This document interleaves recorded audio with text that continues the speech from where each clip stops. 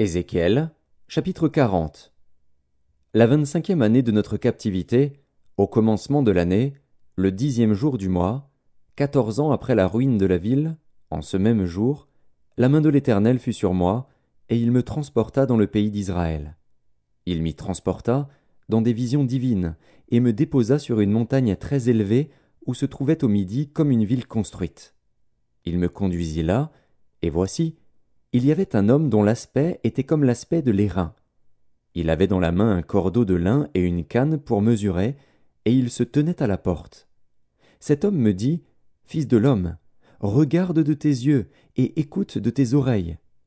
Applique ton attention à toutes les choses que je te montrerai, car tu as été amené ici afin que je te les montre.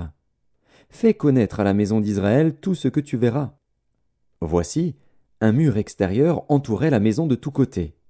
Dans la main de l'homme était une canne de 6 coudées pour mesurer, chaque coudée ayant un palme de plus que la coudée ordinaire.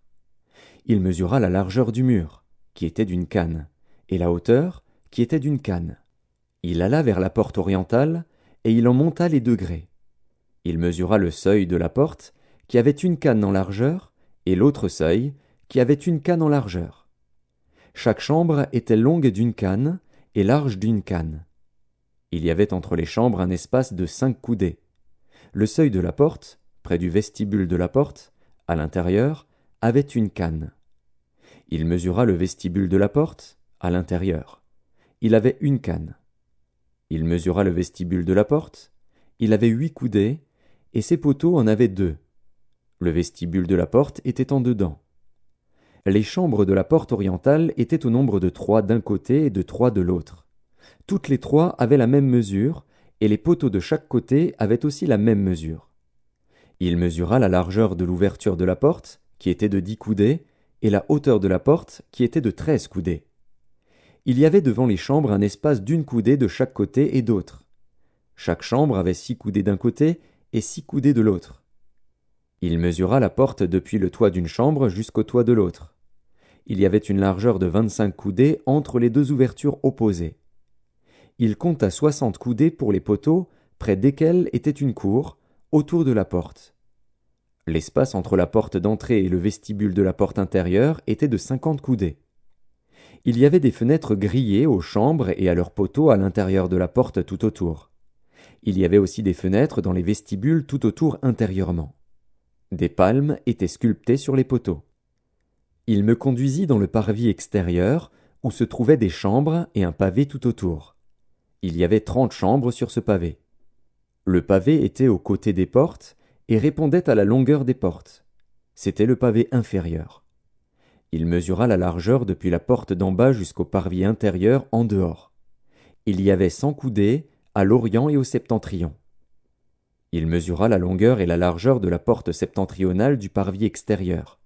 Ces chambres, au nombre de 3 d'un côté et de 3 de l'autre, ses poteaux et ses vestibules, avaient la même mesure que la première porte, 50 coudées en longueur et 25 coudées en largeur. Ses fenêtres, son vestibule, ses palmes, avaient la même mesure que la porte orientale. On y montait par 7 degrés, devant lesquels était son vestibule. Il y avait une porte au parvis intérieur, vis-à-vis de la porte septentrionale et vis-à-vis de la porte orientale. Il mesura d'une porte à l'autre 100 coudées. Il me conduisit du côté du midi, où se trouvait la porte méridionale. Il en mesura les poteaux et les vestibules, qui avaient la même mesure. Cette porte et ses vestibules avaient des fenêtres tout autour, comme les autres fenêtres, 50 coudées en longueur et 25 coudées en largeur. On y montait par 7 degrés, devant lesquels était son vestibule. Il y avait de chaque côté des palmes sur ses poteaux. Le parvis intérieur avait une porte du côté du midi. Il mesura d'une porte à l'autre au midi 100 coudées. Il me conduisit dans le parvis intérieur, par la porte du midi. Il mesura la porte du midi, qui avait la même mesure. Ses chambres, ses poteaux et ses vestibules avaient la même mesure. Cette porte et ses vestibules avaient des fenêtres tout autour, 50 coudées en longueur et 25 coudées en largeur. Il y avait tout autour des vestibules de 25 coudées de longueur et de 5 de largeur. Les vestibules de la porte aboutissaient au parvis extérieur. Il y avait des palmes sur ces poteaux et 8 degrés pour y monter. Il me conduisit dans le parvis intérieur, par l'entrée orientale. Il mesura la porte, qui avait la même mesure.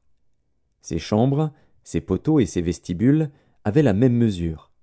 Cette porte et ses vestibules avaient des fenêtres tout autour, 50 coudées en longueur et 25 coudées en largeur. Ces vestibules aboutissaient au parvis extérieur. Il y avait de chaque côté des palmes sur ces poteaux et 8 degrés pour y monter. Il me conduisit vers la porte septentrionale. Il la mesura et trouva la même mesure, ainsi qu'à ses chambres, à ses poteaux et à ses vestibules. Elle avait des fenêtres tout autour, 50 coudées en longueur et 25 coudées en largeur. Ses vestibules aboutissaient au parvis extérieur. Il y avait de chaque côté des palmes sur ses poteaux et 8 degrés pour y monter. Il y avait une chambre qui s'ouvrait vers les poteaux des portes et où l'on devait laver les holocaustes. Dans le vestibule de la porte se trouvaient de chaque côté 2 tables sur lesquelles on devait égorger l'holocauste, le sacrifice d'expiation et le sacrifice de culpabilité. À l'un des côtés extérieurs par où l'on montait, à l'entrée de la porte septentrionale, il y avait 2 tables. Et à l'autre côté, vers le vestibule de la porte, il y avait 2 tables. Il se trouvait ainsi, aux côtés de la porte, 4 tables d'une part et 4 tables de l'autre, en tout 8 tables, sur lesquelles on devait égorger les victimes. Il y avait encore pour les holocaustes 4 tables en pierre de taille, longues d'une coudée et demie, larges d'une coudée et demie et hautes d'une coudée. On devait mettre sur ces tables les instruments avec lesquels on égorgerait les victimes pour les holocaustes et pour les autres sacrifices. Des rebords de 4 doigts étaient adaptés à la maison tout autour, et la chair des sacrifices devait être mise sur les tables. En dehors de la porte intérieure, il y avait des chambres pour les chantres, dans le parvis intérieur. L'une était à côté de la porte septentrionale et avait la face au midi. L'autre était à côté de la porte orientale et avait la face au septentrion. Il me dit, « Cette chambre dont la face est au midi est pour les sacrificateurs qui ont la garde de la maison. Et la chambre dont la face est au septentrion est pour les sacrificateurs qui ont la garde de l'autel. Ce sont les fils de Tsadok qui, parmi les fils de Lévi, s'approchent de l'Éternel pour le servir. » Il mesura le parvis, qui avait 100 coudées de longueur et 100 coudées de largeur, en carré. L'autel était devant la maison. Il me conduisit dans le vestibule de la maison. Il mesura les poteaux du vestibule et trouva 5 coudées d'un côté et 5 coudées de l'autre. La largeur de la porte était de 3 coudées d'un côté et de 3 coudées de l'autre. Le vestibule avait une longueur de 20 coudées et une largeur de 11 coudées. On y montait par des degrés.